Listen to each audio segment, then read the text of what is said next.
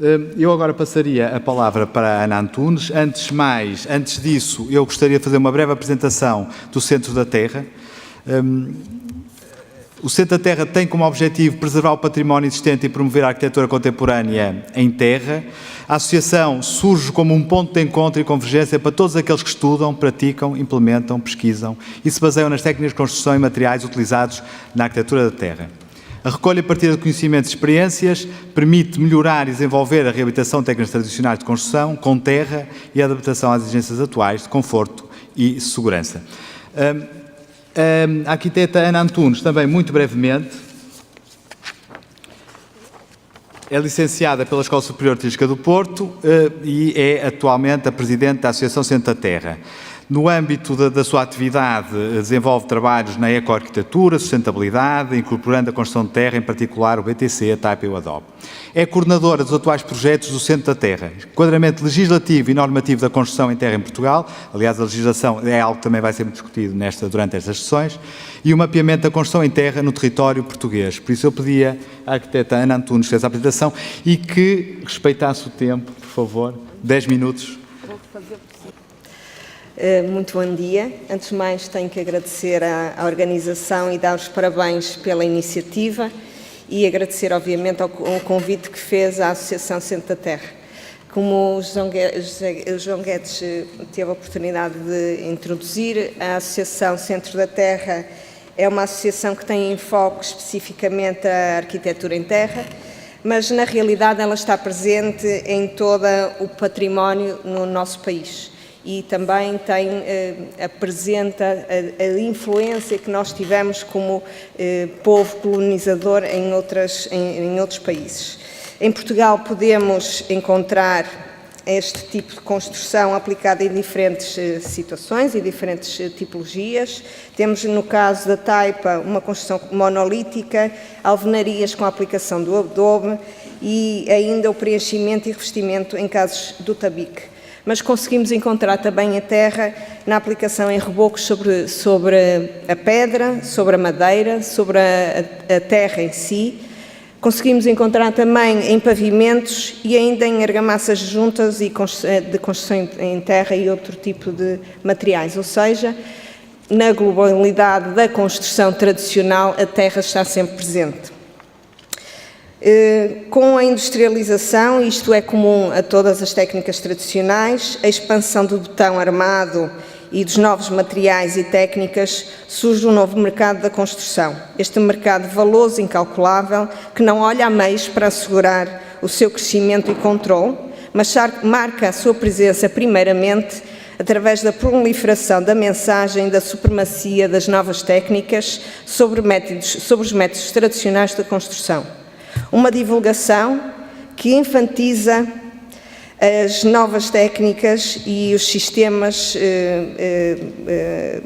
os novos sistemas relativamente às eventuais fragilidades da arquitetura em terra e que resulta na proliferação de preconceitos que conduzem depois àquilo que nós temos encontrado ao longo dos últimos tempos, que é a perda destes conhecimentos.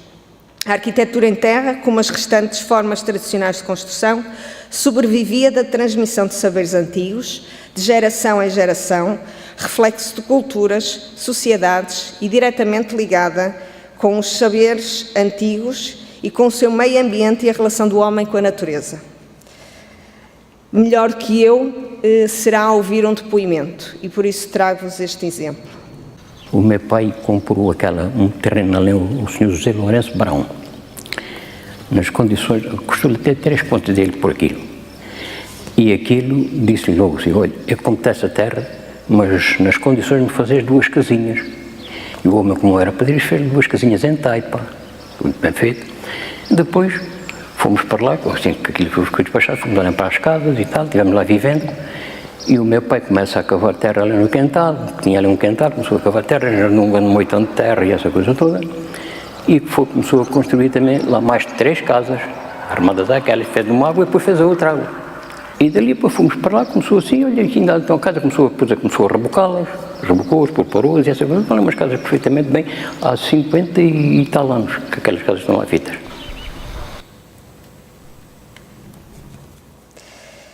Ao quebrar esta cadeia de conhecimentos, estes saberes caíram num esquecimento.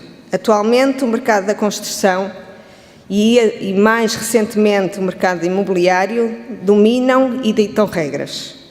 Nos últimos anos, grande parte do investimento imobiliário tem sido direcionado para a intervenção no edificado existente, representante do património histórico e construído das nossas cidades. Verificamos constantemente intervenções no nosso património que chegam mesmo a ignorar premissas definidas para a sua preservação e valorização. Desconhecido da maioria, o Porto faz parte do programa World Heritage Earth Architecture, devido à presença do tabique no edificado classificado Património Mundial da Unesco. No entanto, como muitas das nossas cidades em Portugal, é vítima de uma falsa reabilitação. Grande parte destas intervenções tem como opção comum a destruição interior dos edifícios, deixando apenas as paredes existentes em pedra. Estamos com fachadismo. Temos outras situações em que temos a ideia de que estamos a preservar a estrutura interior do edifício e, por isso, o que acontece é que é mantida a estrutura do tabique, mas o tabique não é apenas a estrutura de madeira, o tabique é também o seu reboco, os materiais de terra, os seus rebocos, os seus frescos, as suas pinturas. E o que acontece constantemente é que sim, é mantida a estrutura em madeira e depois revestido com pladur ou com argamassas cimentícias. Temos também o exemplo da cidade de Lisboa, que cresceu em volta da muralha fernandina, e sobre ela. E assim, ignorando a existência deste objeto arquitetónico tão importante e que marca a nossa cultura, põe em teste a sua resistência, levando à insegurança e à sua destruição. Mas estas opções são resultado da falta de conhecimento dos projetistas e da perda dos saberes dos artistas que trabalhavam estas técnicas, muito embora se encontrem em todo o território português. Mas nem tudo é negativo. Temos o caso de Guimarães, um exemplo de intervenção no centro histórico. Podemos ver também o caso da intervenção da muralha de Paderne, e estes dois exemplos incríveis de intervenção no património, onde houve a busca pelas técnicas tradicionais e para conseguirmos intervir e respeitar o que existia, houve a formação desses operários, houve a formação dos projetistas, houve grande investigação e com todo este envolvimento conseguimos dar conhecimento às pessoas que aqui estão envolvidas para depois aplicarem noutro tipo de intervenção. Já no património não classificado, a situação é um pouco mais complicada. Torna-se mais difícil devido à falta de conhecimento e aqui os preconceitos são ainda mais evidentes.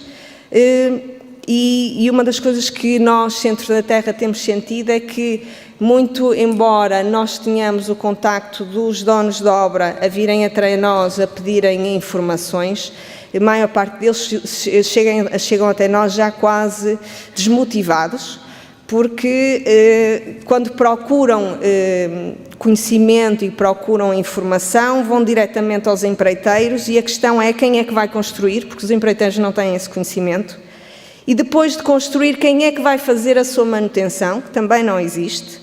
E por isso, e depois, quando se dirigem aos empreiteiros, eles são os primeiros a dizer é melhor deitar abaixo e fazer uma construção nova, mas não são só os empreiteiros. Temos os arquitetos e engenheiros a fazer exatamente este papel. E depois temos, claro, os familiares e intervenientes que nos envolvem e que dizem não, isso é demasiado caro, o tempo de construção é demasiado, não tens garantias para a qualidade e durabilidade destas construções. E um caso muito interessante que eu tive exatamente esta semana, em que até vieram com a situação de que este tipo de construções necessita de ter ventilação natural. É verdade. Mas o problema é que com a ventilação natural depois tens bichos dentro de casa. Por isso, tudo isto tem uma série de preconceitos e uma série de situações, e quando não há conhecimento, não há informação, não há sensibilização, torna-se muito mais complicado. Constantemente deparamos com situações como estas, uma parede de taipa existente que depois é intervencionada com um corte para colocar pilares em betão e o tijolo e toda uma estrutura para a qual ela não foi concebida. Daqui nascem patologias e essas patologias vão nos levar exatamente ao aumento destes preconceitos, porque depois, se existem problemas, não é do novo elemento que aqui foi colocado, mas é do que lá estava. Perdemos vilas, aldeias, centros históricos, eles desaparecem, mas, no entanto, nos anos 60, com a maior sensibilização da relação do homem com o meio ambiente e a procura da preservação do património, a Terra surge lentamente dentro de um grupo de estudiosos e pessoas sensíveis a esta questão. Especificamente nos anos 80, começamos a ver este ressurgimento a aparecer aqui no nosso país. Vemos nascer o interesse pela construção através do estudo das técnicas tradicionais, mas também na procura da evolução, de forma a adaptar as novas exigências e necessidades da sociedade contemporânea. Trago-vos aqui 3 exemplos de intervenção: o Museu da Arte Nova, a Casa Major Pessoa em Aveiro, um edifício que tem com paredes estruturais em adobe e depois paredes interiores em tabique, o antigo quartel dos bombeiros em adobe com argamassas de cal, e ainda a Igreja da Gafanha de Nazaré, também um edifício em adobe. Estes são intervenções que, na realidade, são intervenções desenvolvidas pela Câmara Municipal, por entidades públicas e, muitas vezes, com um grande apoio das universidades, mas são um bom exemplo a dar ao público em geral e para formar exatamente os técnicos que depois virão a intervir no nosso património não classificado. Para combater esta ignorância e conseguir o ressurgimento destas técnicas, a CDT tem vindo a desenvolver diversas atividades de recolha e partilha deste conhecimento e destas experiências a nível nacional e internacional, reunindo profissionais e estudiosos e envolvendo diversas identidades, desde as universidades, câmaras municipais, entre outras. Através de ações de informação e sensibilização junto de estudantes, profissionais como arquitetos, engenheiros, construtores, arqueólogos e o público em geral, assim como com a criação de programas de formação de profissionais onde poderão obter o conhecimento e competências que os capacitem para o desenvolvimento de projeto e construção no que concerne a este material e suas tecnologias. Consciente da existência deste vasto património construído em Portugal, mas também da falta de sistematização do conhecimento e da efetiva localização e caracterização destas obras, surge um novo projeto nesta associação. A Associação Centro da Terra pretende desenvolver uma plataforma interativa de georreferenciação e caracterização, poderá ser explorada e alimentada pelo público que queira participar nesta compilação. Com a convicção que se trará uma primeira abordagem e que esta servirá como base para posteriores investigações ou ações, foi, em primeiro lugar, desenvolvida uma ficha de caracterização de obra que nos dá uma informação genérica da mesma. Nesta são identificadas a sua localização geográfica e por isso chamamos o mapeamento, porque pela primeira vez pretendemos ter exatamente a localização de cada uma destas construções. Localização temporal, através de data e época, tipo de objeto, tipologias, funções, técnica construtiva, a sua estrutura, estado de conservação e autoria. Porquê é que eu enfatizo esta situação? Porque a intenção é envolver exatamente todas as pessoas neste levantamento. O Centro da Terra não tem pessoal para o fazer e, por isso, a intenção é ir buscar a informação que já tem vindo a ser desenvolvida ao longo de vários anos pelas universidades e buscar a informação que temos dentro das nossas câmaras municipais, mas ao envolvermos e pormos aqui disponível a informação de autoria do arquiteto, do engenheiro civil, do engenheiro de térmica, que é muito importante atualmente, e construtores, chamamos até nós também estes intervenientes para participarem neste levantamento.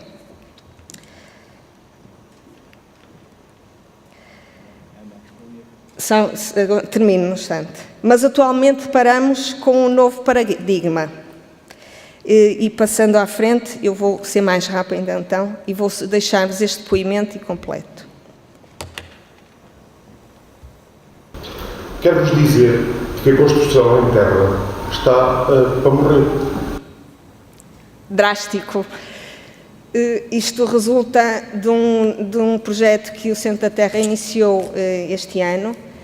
No dia 18 de março e dia 27 foram as primeiras mesas redondas e a intenção é exatamente trazermos à discussão o enquadramento legal e normativo da construção em terra. Nestas primeiras 2 mesas redondas chamamos até nós arquitetos, engenheiros e construtores que vêm falar da dificuldade que encontram constantemente para conseguirem intervir no património, mas também para a nova construção, devido à legislação que tem-se vindo a agravar nos últimos tempos e que levantam aqui questões muito complicadas para que se consiga, lá está, fazer sobreviver, e estamos a falar realmente de sobreviver, este tipo de construção em Portugal. Se quiserem, já agora, em baixo deixo-vos aqui um link onde poderão ter a oportunidade de assistir às mesas redondas, porque foram gravadas, e participar num fórum de discussão que irá ajudar para o desenvolvimento das próximas mesas redondas. Vamos ter uma segunda mesa redonda, onde vamos agora reunir investigadores que vão falar do trabalho que têm desenvolvido e vão tentar dar resposta às questões que foram levantadas pelos arquitetos, engenheiros e construtores e, finalmente, no final do ano, queremos juntá-los todos para ver se conseguimos descobrir, criar respostas, procurar quais os campos que ainda necessitam de ser investigados para dar resposta às necessidades e daí retirarmos também um guia que nos leve a uma possível alteração da legislação vigente relativamente à construção em terra, porque na realidade ela não está adaptada para as características deste material ou até mesmo, quem sabe, a uma legislação específica para este tipo de construção. Obrigada.